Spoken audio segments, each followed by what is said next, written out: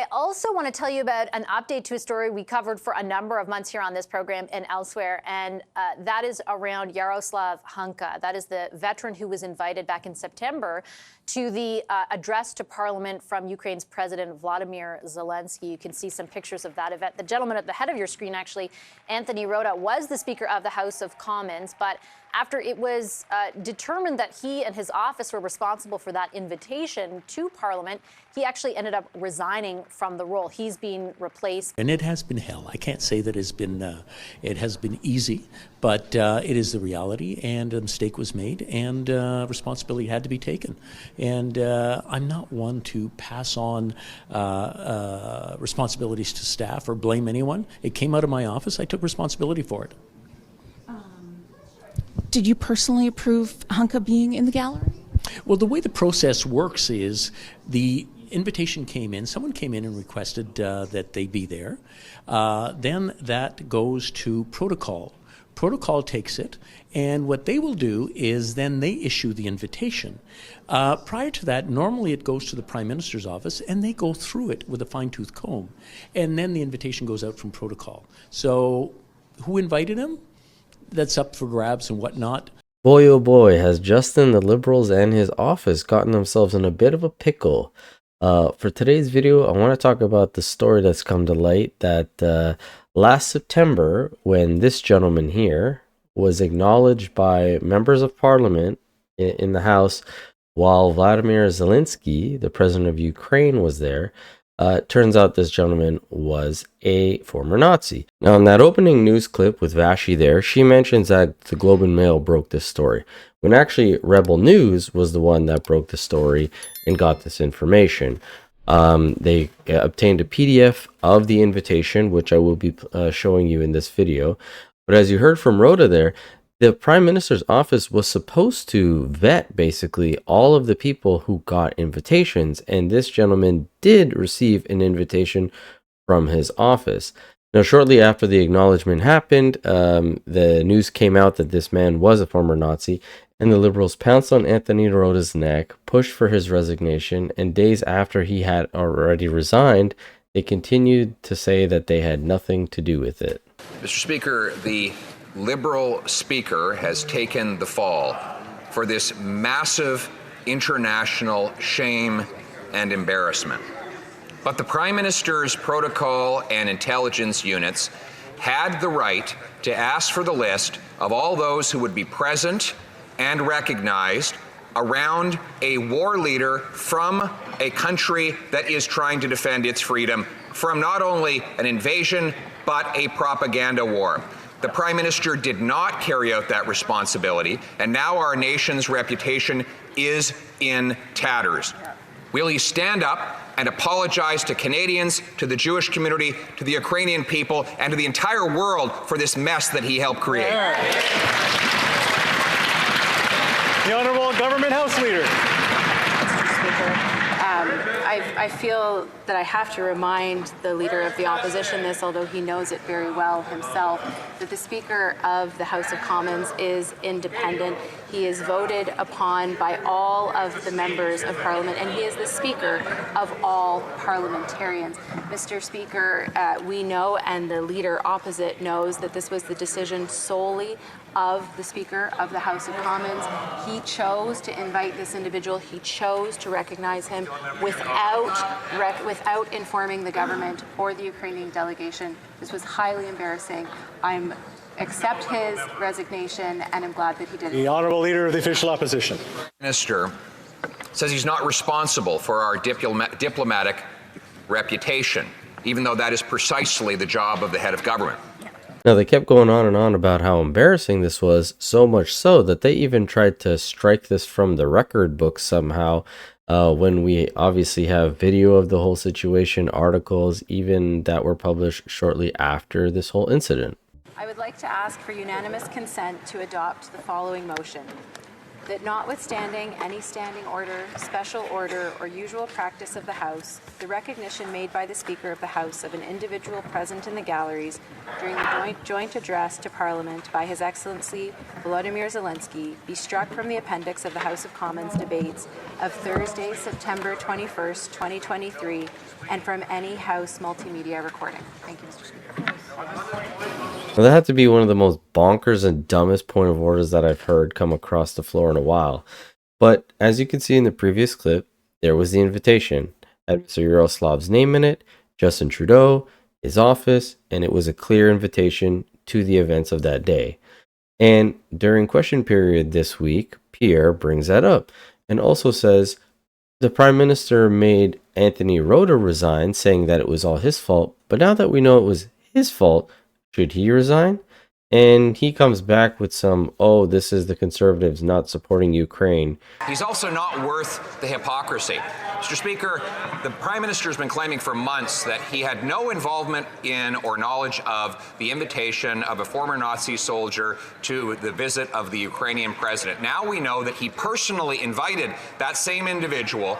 He actually said the opposite. And he said that the former speaker had to resign over doing the exact same thing. So will he hold himself to the very same standard and admit that he's not fit for office? The Right Honourable Prime Minister. The attacks that the Leader of the Opposition is choosing to make against the Ukrainian-Canadian Congress demonstrates the extent to which this Conservative Party no longer stands with Ukraine. They have an opportunity in just a few minutes, Mr. Speaker, to stand and vote in favor of a free trade deal that Volodymyr Zelensky himself is asking this House to pass, and he is choosing to not stand with Ukraine, not stand with Ukrainians, and not stand with Ukrainian Canadians. Why are they abandoning Ukraine? Now, not only was that a really weird deflection, but later as the question period continued, Melissa Lantsman also questioned the Prime Minister on this situation, but he decided to sit back and have the House Leader answer for him. Well, when she doubled down and asked him again about resigning, he decided he didn't like the question and got up and left, which you don't see, but when it pans back to the House Leader, you see that Justin's no longer there. Hill. After months of feigned outrage and apologies on behalf of everyone else, a new report by the Globe and Mail shows that the Prime Minister's office invited a Nazi to his diplomatic reception in Toronto. He blamed the Speaker, saying that he acted alone. He's saying he had no idea about any of it. He called for him to take responsibility. He watched him resign, and yesterday he tried to blame the Ukrainian Congress. After all of the embarrassment all over the world, why is he above the rules that he applies to everyone else? The Honourable Government House Leader.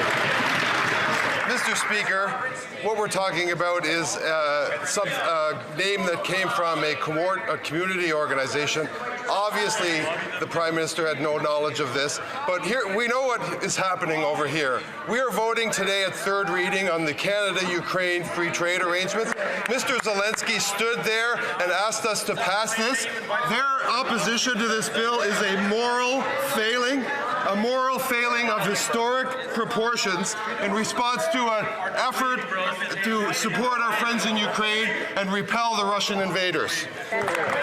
The Honourable Member from Thornhill.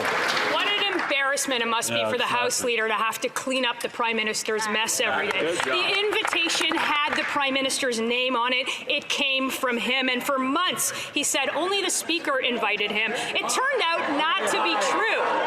His own House Leader said that the invitation merited a Speaker's resignation. The Speaker resigned because of him, and all of them watched him do it. So will the Prime Minister be subject to the rules that he imposes on everyone else? The Honourable Government House Leader. Again, Mr. Speaker, another small conflagration to mask their larger historical moral failing of not supporting the people and the armed forces of Ukraine and the President of Ukraine, who stood in this very chamber not months ago and asked us to support the Canada-Ukraine free trade arrangements. Then they voted against Operation Unifier and support for our troops that once again supports Ukraine. What is next, Mr. Speaker? Now, luckily for us, Justin Trudeau wasn't the only disgrace of that question period, as Stephen Guilbeault got pushback for a statement he made where he stated that they actually don't track the annual emissions for the federal carbon pricing, which is interesting. The honourable member from Dauphin Swan River, Neepawa. Mr. Speaker, last week the Environment Minister revealed the truth about the carbon tax. I asked how many emissions are directly reduced from the carbon tax in an order paper question. This minister's response was, and I quote, "The government does not measure the annual amount of emissions that are directly reduced by federal carbon pricing." Wow. End quote. These are his words, not mine. Why is the minister forcing Canadians to pay his carbon tax if he doesn't measure the emissions he pretends to reduce? The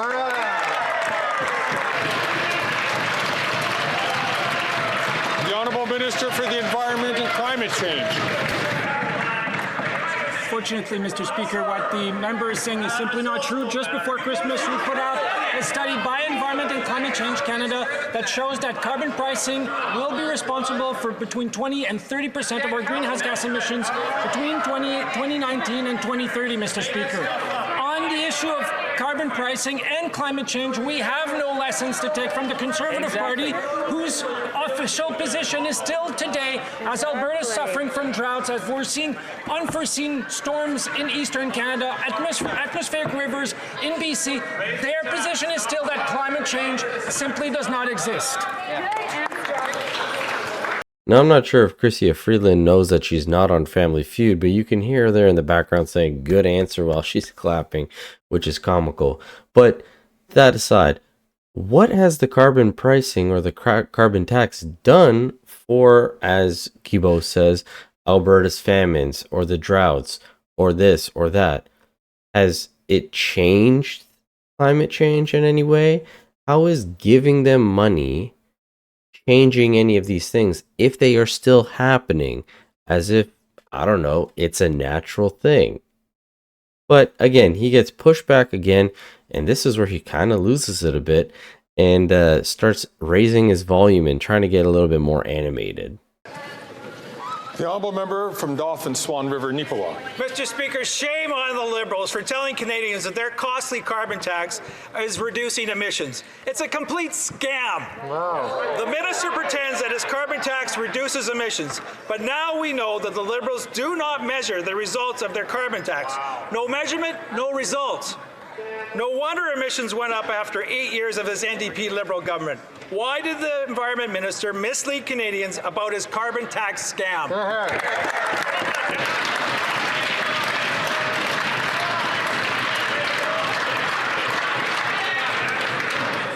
Mr. Speaker. The Honourable Minister for the Environment and Climate Change. Mr. Speaker, the falsehoods that we hear from the Conservative Party on the issue of climate change and carbon pricing is unseen before in the history of this country.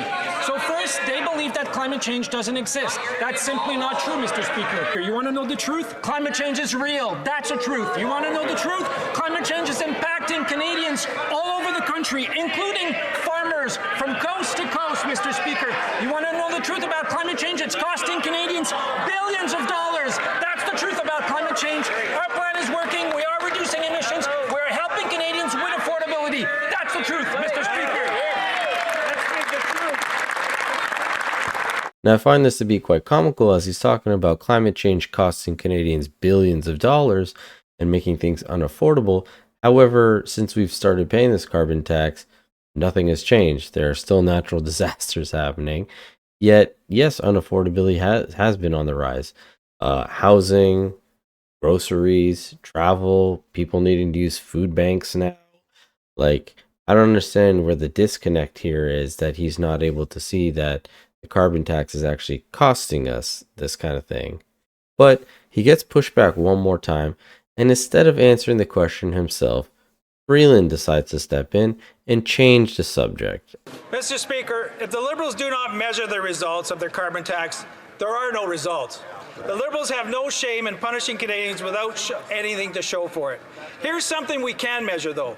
After 8 years of this Liberal government, gas is up, groceries are up, home heating is up because of their failed carbon tax.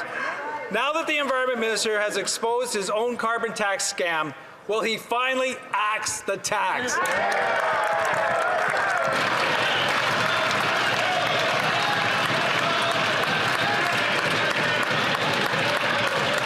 The Honourable Deputy Prime Minister and Minister of Finance. Mr. Speaker. And you know what? I think that's a great place to leave off at, Mr. Speaker. But as always, love to hear from you guys. What do you guys think about this whole situation? Do you think it's as disgraceful as I do? Let me know in the comment section below. And as always, I'll catch you on the next video. Thanks so much.